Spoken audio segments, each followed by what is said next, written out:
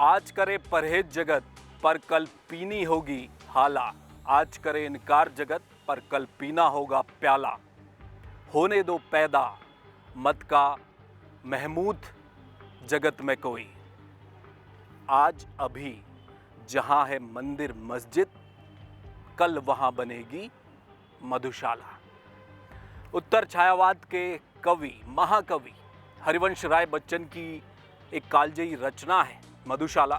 उसकी ये 4 पंक्तियां हैं और ये पंक्तियां आज उत्तराखंड सरकार द्वारा लाई गई आबकारी नीति पर बिल्कुल फिट बैठती हैं। 1933 में लिखी गई कविता आज वही होता दिखाई दे रहा है। हालांकि इस कविता में बच्चन साहब ने नशे को महिमा मंडित किया है, लेकिन कड़वा है पर सच्चा है, वही हो रहा है।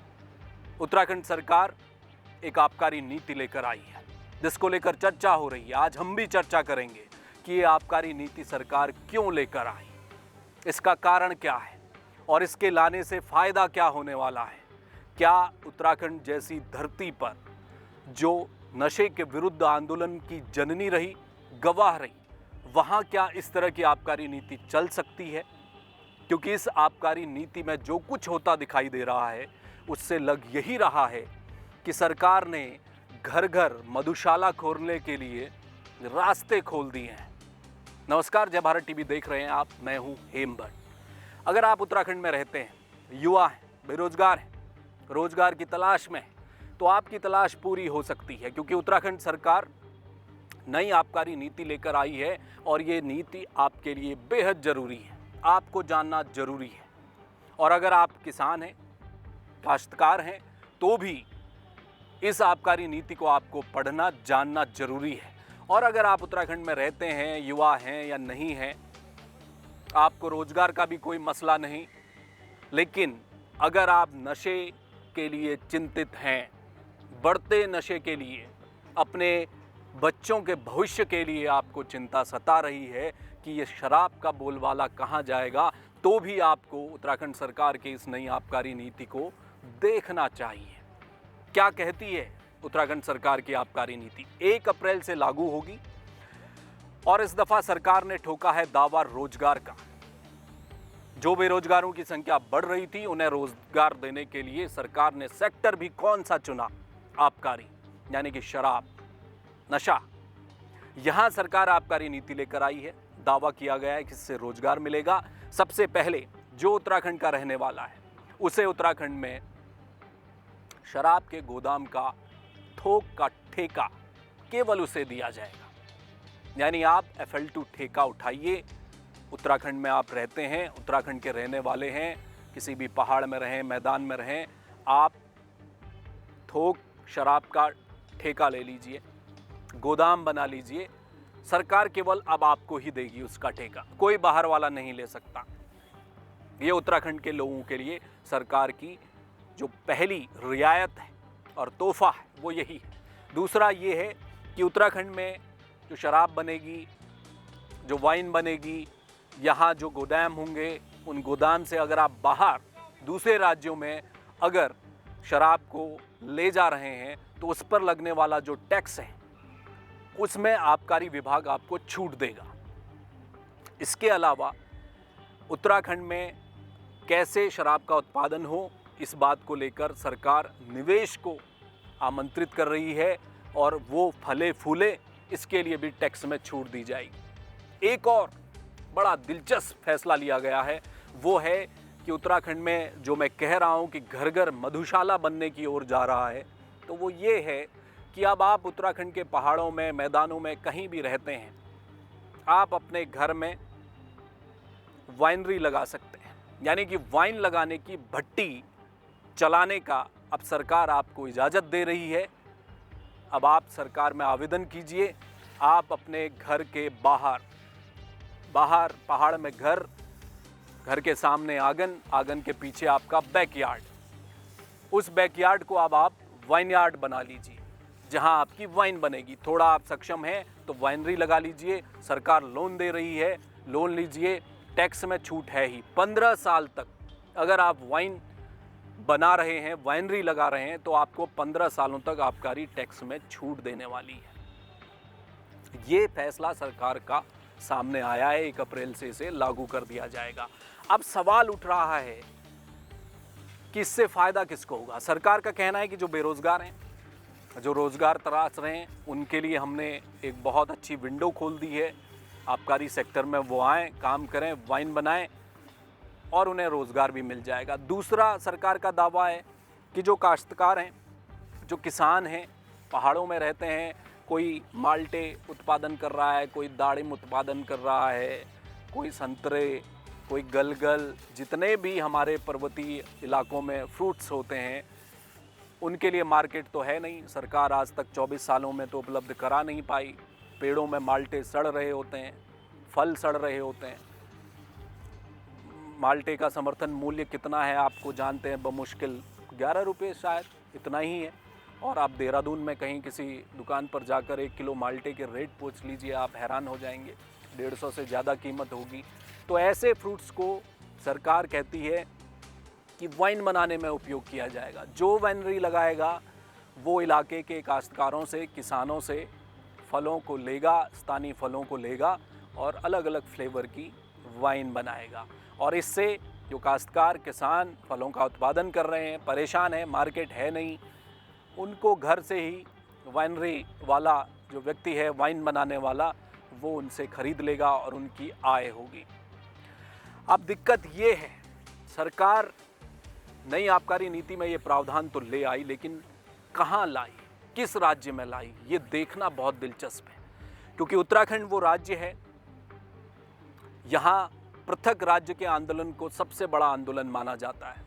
नए राज्य के गठन को लेकर जो आंदोलन उत्तराखंड में हुआ, लेकिन आप जानते हैं कि उत्तराखंड में पृथक राज्य के आंदोलन के नीचे नींव में 2 बड़े आंदोलन दफन हुए हैं। एक आरक्षण विरोधी आंदोलन, उसकी लपटें उठी, वो कन्वर्ट हो गया राज्य, पृथक राज्य की ओर, और दूसरा है नशे के खिलाफ आंदोलन। उसका इतिहास तो बहुत पुराना है उत्तराखंड में। ये 2 आंदोलन, शराब विरोधी आंदोलन और आरक्षण विरोधी आंदोलन, उत्तराखंड पृथक राज्य के आंदोलन की नींव में पड़े हैं। ऐसे राज्य में जिसका इतिहास बताता है कि उत्तराखंड में 70 के दशक में टिहरी में न जाने कितने शराब विरोधी आंदोलन हुए। 1984 में चौखुटिया में, बसभीड़ा में वो ऐतिहासिक आंदोलन जिससे कहा गया नशा नहीं रोजगार दो, उसके भी 40-45 साल हो गए हैं आज।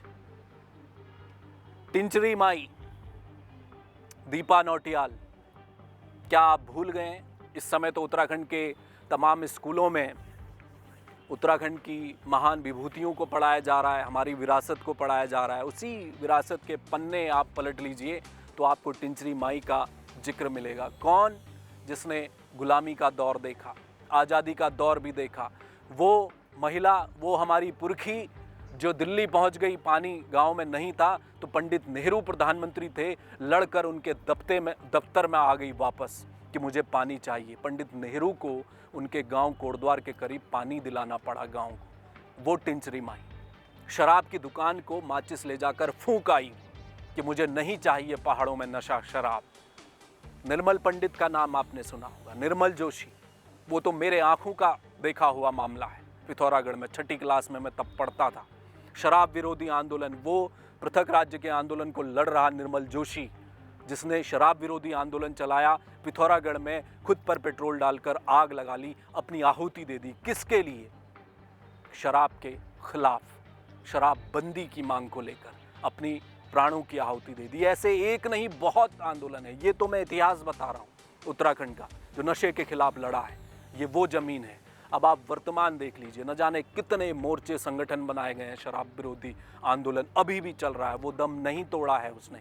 आज भी पहाड़ों में जहाँ कहीं पर भी दुकानें खुलती हैं, शराब के ठेके खुलते हैं, तो महिलाएं, माताएं, बहनें सड़कों पर उतरती हैं। वो शराब की दुकान लगने नहीं देती, खुलने नहीं देती। क्यों? उन्हें व्यक्तिगत क्या नुकसान है? महिलाएं तो पी नहीं रही, उन्हें चिंता है बच्चों के भविष्य की, उन्हें चिंता है आने वाले कल की, कि कहीं ऐसा ना हो कि उत्तराखंड नशे में डूब जाए। वो डूब ही रहा है ना।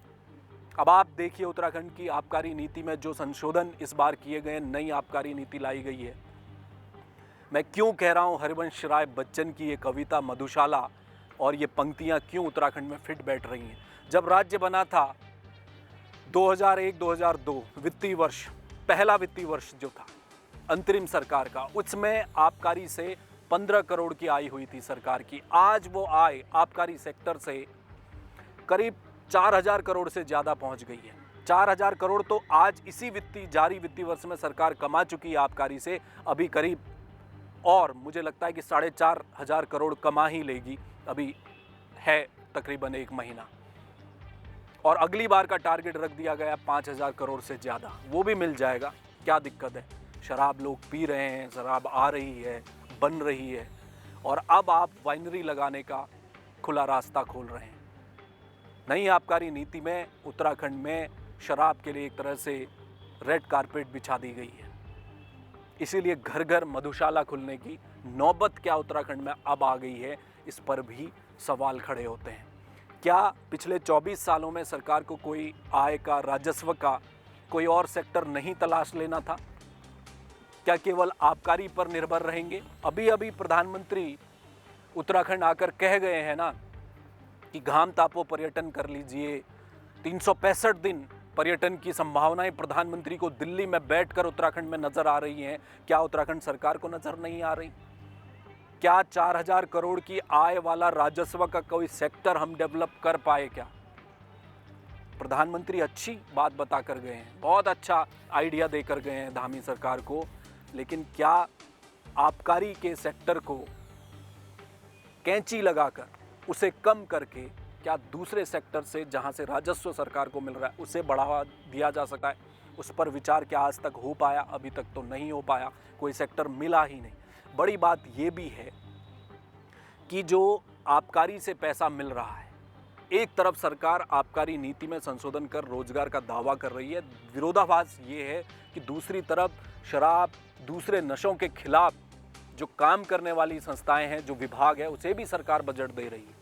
मुख्यमंत्री धामी खुद एंटी ड्रग मुहिम चला रहे हैं राज्य में, और दूसरी तरफ शराब को खुली छूट मिल रही है। तो ये विरोधाभास है।